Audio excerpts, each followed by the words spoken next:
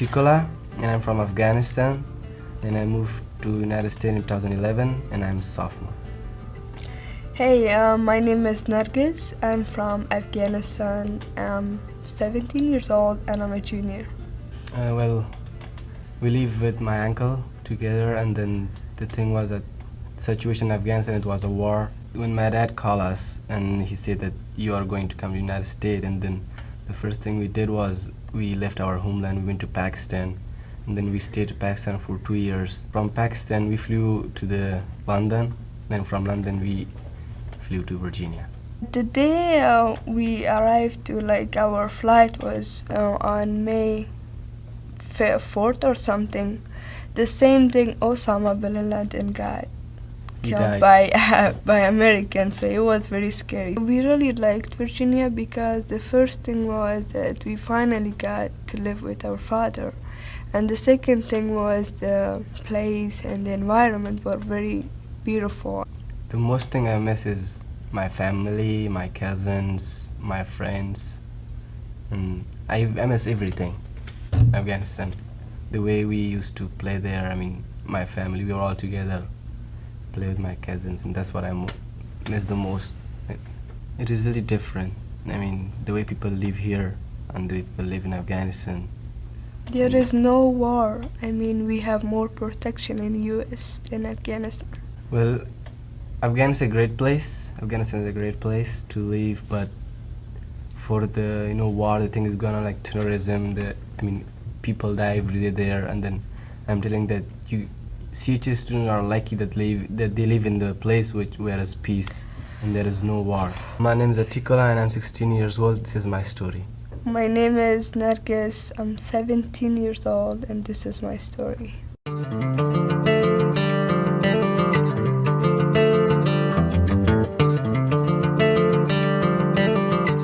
My name is Fatuma Osman. I'm 17 years old, and my family is from Somalia, but I was born in Kenya.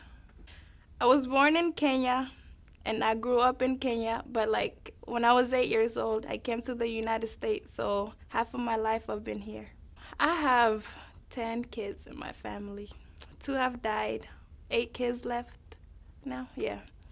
We left our home country because my dad wanted us to have a better future, better education, and he wanted us to do more in life. And plus there was a lot of war going on. It's like your own family is trying to kill you just because you have money. My dad and his brothers, they grew up together with their dad. Their dad died, and after their dad died, he left some money, but he didn't leave the money for a person, saying this money belongs to this person. And they was all arguing, this money belongs to me, this money belongs to me. The oldest brother in the family said, okay, I will take care of this money and we all gonna split it together. And then after they split the money up, one of them didn't like the idea of sharing, and he wanted more money than he had. So he came to my dad. We were sleeping, all of us. We was sleeping in our home. He came in the house, and he tried to take that money from my dad. And he took half of the stuff that belonged to my dad that was in our house, and he tried to kill my dad with a knife, stab him. But before he could, the guards came. In Somalia, there's 2 different kind of types of Somalians. There was one of British Somalians, and there's Somalians like me. And both Somalians, they was fighting. The other British Somalians wanted to take over the country and rule Somalia. They wanted to slave people. They wanted to do bad stuff, rape girls, all that kind of stuff in Somalia. I had a sister. Her name was Fatima. I was after named her. She was 6 years old when she was killed in Somalia. She was killed because she went to go get water from the river. And then while she was getting from water from there, on her way back, this guy stopped her. And after they stopped her, they're why don't you come do something with us? Basically have sexual relationship with her, basically rape her. And she ran away. When she ran, they chased after her and they killed her. They shoot her. And then after my dad was, and then After that, when we find out that's what happened to her, my dad he was in a fear that all his kids will be taken away just like that, like in front of him. He couldn't do nothing about it. Whenever I see someone, like they see something on TV like hungry children with big bellies, and they assume that everybody over there, like they're all poor, like we don't got like nothing, and we're all like, and then they see the Maasai people basically like jumping up or being naked. They think everybody over there are like the same, but not everyone is like the whole African country are the same. There's different kind of cultures, different kind of people, just like you have over here. And this is my story.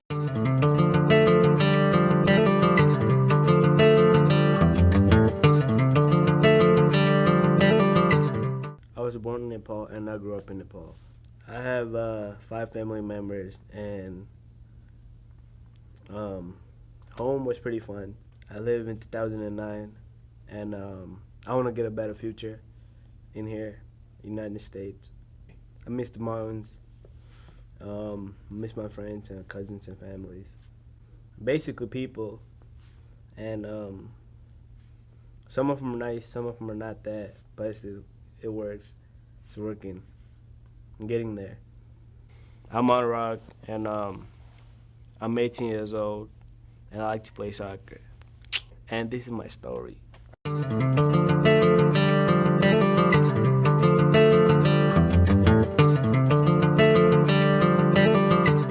I am Robert Lian. I am 17-year-old, and I came from Burma, which is Myanmar.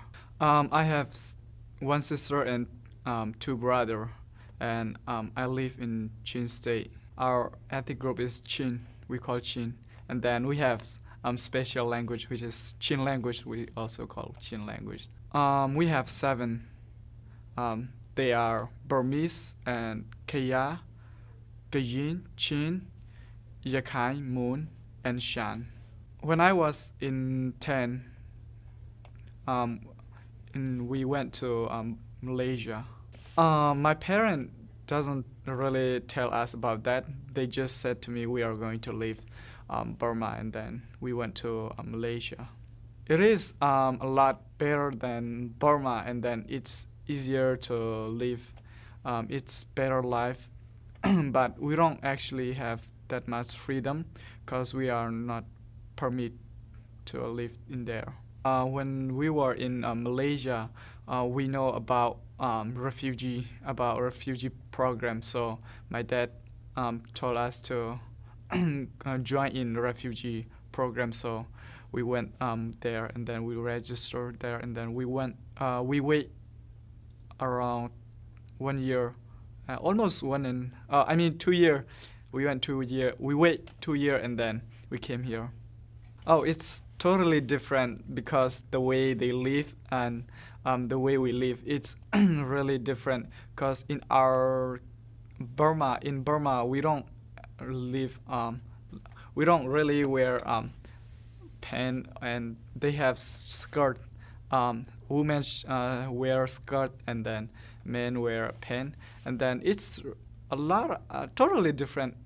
And then we have more right in here. We don't actually have that much right in Burma. Yeah, I have 3 cousins, and then my grandparents still alive my grandparents still alive, so they are in Burma. They still live in Burma. Yeah, sometimes we have we talk on phone and internet. The alarm clock went off. I looked out the window. It was a beautiful morning and an excited day. Everyone was on the street and taking a picture with their family and their cultural dress. It was in Kuala Lumpur of Malaysia. It was the first time I lived in Malaysia. On the first week of May, I was really excited because it was the graduation of my class. I never graduate from school or computer class or any other class.